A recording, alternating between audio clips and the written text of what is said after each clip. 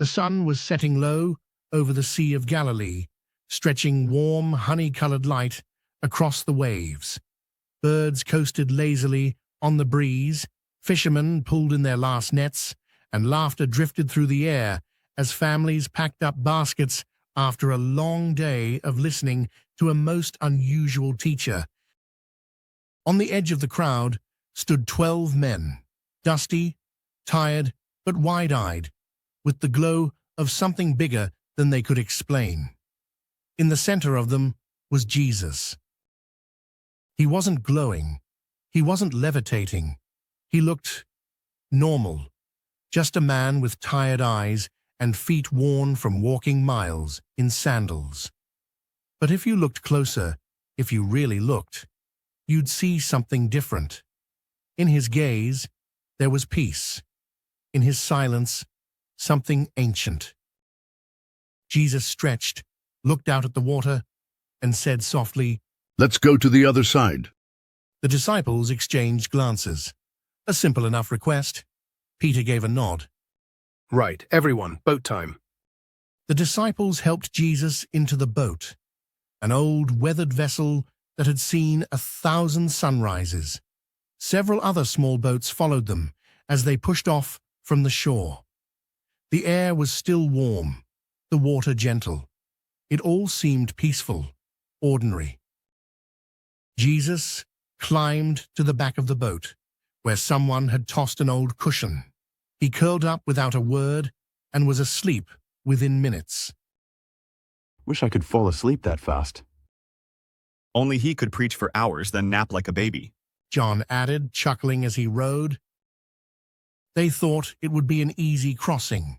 They thought they had time. It started with a strange silence. No breeze, no birds, just stillness. The kind that makes your skin prickle before thunder even touches the sky. Then, boom! A crack of thunder ripped through the heavens. The wind slammed against the sail, snapping it tight like a whip. Water splashed up over the sides, and the calm lake transformed into a churning beast. The disciples leapt into action. Years of fishing experience kicked in. Pull the sail, grab the ropes, bail the water, shout, pray, panic. Andrew, watch the net. It's dragging. We're taking on water. We're going to sink. Lightning split the sky. The boat bucked like a wild animal. Waves as tall as houses crashed over the sides. Still, in the back of the boat, Jesus slept. Thomas screamed, crawling over drenched planks. Are you kidding me? Peter grabbed him by the arm. He's still asleep. Teacher, They shouted, voices desperate and breaking. don't you care if we drown? The storm was roaring. The boat was moments from going under.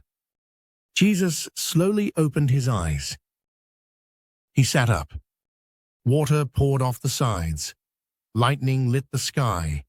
The disciples clung to the boat and each other. And Jesus stood. He didn't shout. He didn't wave his arms. "Peace, be still." The words sliced through the storm like sunlight through fog. In a heartbeat, the wind vanished. The waves collapsed into silence. The sea turned still, as if it had never known rage. The disciples were silent too. The only sound was water dripping off the edges of the boat. Jesus turned to them, not angry, not disappointed, just calm, unshaken. He asked, "Why are you so afraid? Do you still have no faith?" No one spoke. They were soaked, trembling, breathless. But not because of the storm anymore. Now they were staring at him. The man they had laughed with, eaten with, walked with, and suddenly they weren't sure who was in the boat with them. Who is this that even the wind and the sea obey him? And for the first time, they saw not just a teacher, not just a healer. They saw the voice that spoke when the world began, the one who shaped oceans and told them how far they could reach, the one who sleeps through storms because he owns them. As the boat drifted across the glassy water, the sky opened back up. Stars twinkled above like tiny promises.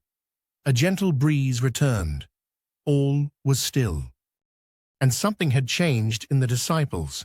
They were still afraid, but it was a new kind of fear, the kind that comes with awe, reverence, wonder. They had survived the storm, but more than that, they had seen something, not just that Jesus could calm storms, but that he was more powerful than fear itself. Years later, those same men would face other storms, real ones, metaphorical ones, soul-crushing ones. But they would remember that night, that boat, that moment. And they would tell the world. He silenced the sea once, and he silenced our fear forever. And maybe, just maybe, as the story was passed on, some little child, years down the line, would look out over their own stormy sea and whisper to themselves, "He's still in my boat."